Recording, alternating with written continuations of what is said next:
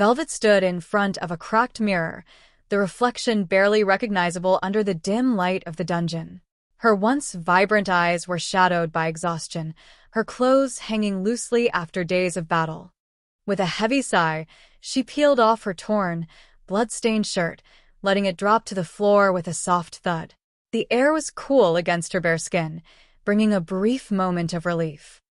As she searched through the few usable items she had scavenged along the way, her fingers brushed against something soft yet strong, an old silk jacket, neatly folded, hidden away in a corner. Its material shimmered in the faint light, almost glowing amidst the gloom. She picked it up, feeling its texture, fine and light, yet tough enough to provide some protection. It wasn't the gear of a warrior, but it was something. Velvet slipped into the jacket, the silk clinging to her frame comfortably. She fastened the buttons and tugged at the collar, adjusting it to fit just right. Next, she scavenged for more armor, finding knee-high boots that hugged her calves and leather guards that fit snugly over her knees. She bent slightly, testing the fit. They would hold. Her transformation was nearly complete. A small breath escaped her lips. This was a step toward feeling more prepared, more in control of her fate.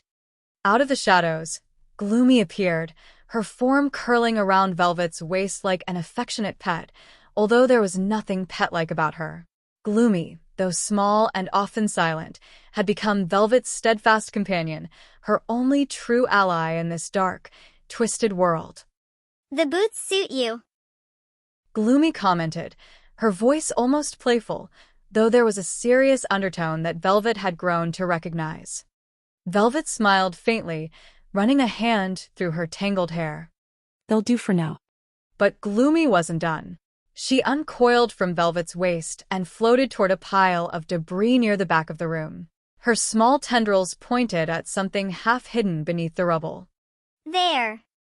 A weapon. You'll need more than a jacket to survive what's coming."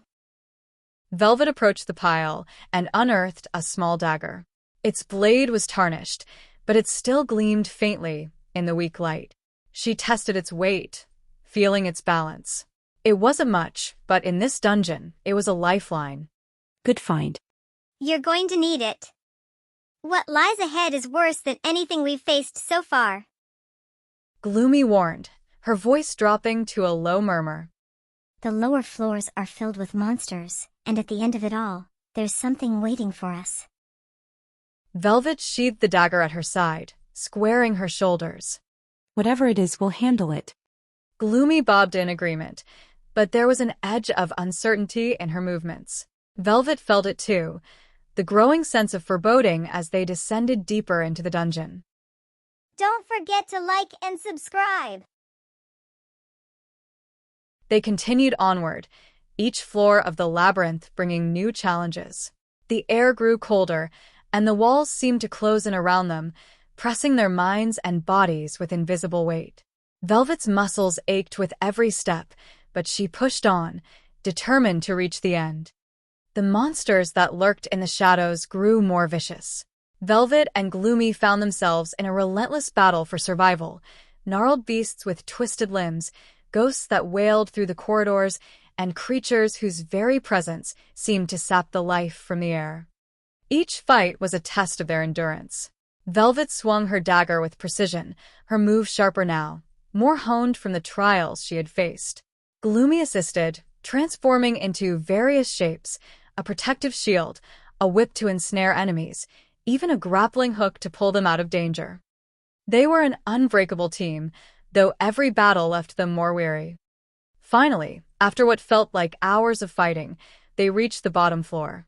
The air here was thick with tension, and the room opened up into a grand chamber, much larger than any Velvet had seen before.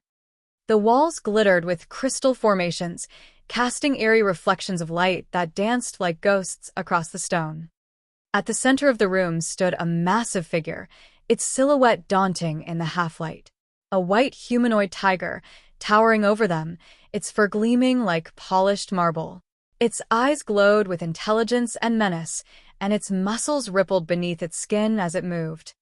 Velvet tightened her grip on the dagger. She felt Gloomy tense beside her, sensing the danger. The tiger creature spoke, its voice a deep rumble that echoed through the chamber. So you've come at last. Velvet was startled. She hadn't expected the creature to talk, let alone with such clarity and wisdom. She narrowed her eyes, studying the tiger carefully. Who are you? Keeping her voice steady, though her heart pounded in her chest. The white humanoid tiger stepped forward, each movement precise and powerful. I am the guardian of this dungeon. You fought well to make it this far, but now the true test begins. And what happens if I pass this test? The tiger's lips curled into a grin, showing sharp, gleaming fangs. Defeat me, and the dungeon will be yours. Everything within these walls, the monsters, the power, will belong to you. You could reshape this place, make it your fortress, your sanctuary. Or It paused, its glowing eyes narrowing. you could die here, as so many before you have. Before Velvet could respond, Gloomy suddenly chimed in, her voice casual and almost cheerful. Nope, nobody entered here except Master. For a brief moment, Velvet's lips twitched into a half-smile, but she quickly refocused, tightening her grip on her dagger. The white humanoid tiger's glowing eyes flickered with mild irritation, its gaze briefly shifting to Gloomy, but the creature said nothing, simply letting out a low, rumbling growl. Velvet's throat tightened, but she didn't flinch. I'm not going to die here. The tiger let out a low chuckle, deep and menacing. We shall see. And with that, the battle began. Don't run away! Oh, butterflies! The white humanoid tiger lunged at Velvet, moving with a speed that defied its size. Velvet barely had time to react as she dove out of the way, the ground shaking from the impact of the tiger's powerful limbs. She rolled to her feet, her heart racing as she raised her dagger, preparing for the next strike. Gloomy transformed into a shield, wrapping around Velvet's arm just in time to deflect a massive swipe from the tiger's claws. The force of the blow sent her skidding across the floor, but she managed to stay on her feet. Stay focused! Gloomy urged, her voice tight with concentration. We can't afford to slip up! Velvet nodded, her breath coming in short bursts. But the tiger's cold, piercing gaze fixed on her, its lips curling into a mocking grin. But you are getting hurt. Its voice unnervingly calm. Each word seemed to strike Velvet like a blow, the truth of her exhaustion hanging in the air. Velvet's hand faltered for just a second, the sting of fatigue biting at her muscles. Don't listen to him! He's trying to break you! Gloomy snapped, her voice sharp. Velvet gritted her teeth, forcing herself to push through the burning pain that had settled deep in her limbs. The tiger was relentless, each attack faster and more brutal than the last. It was all she could do to keep up, dodging and parrying with desperate precision, her mind racing to find an opening.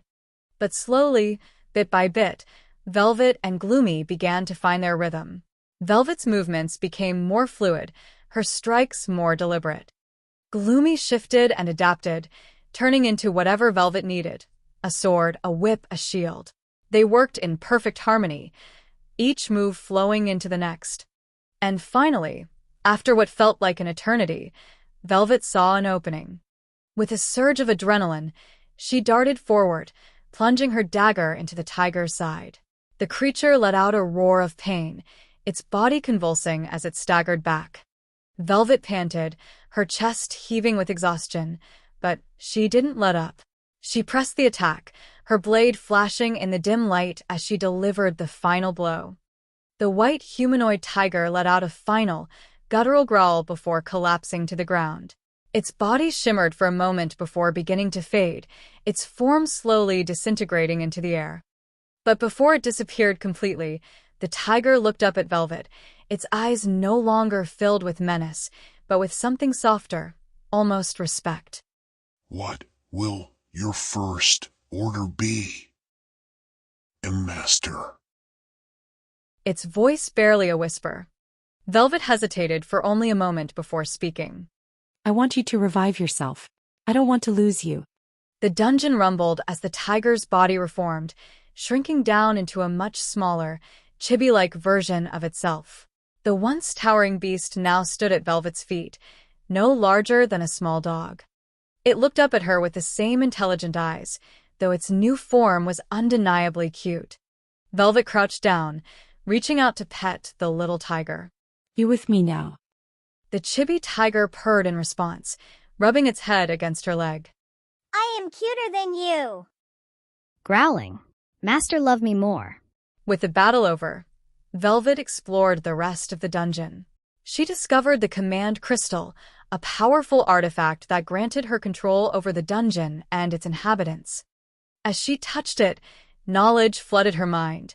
This place could be her sanctuary, a refuge from the chaos of the outside world.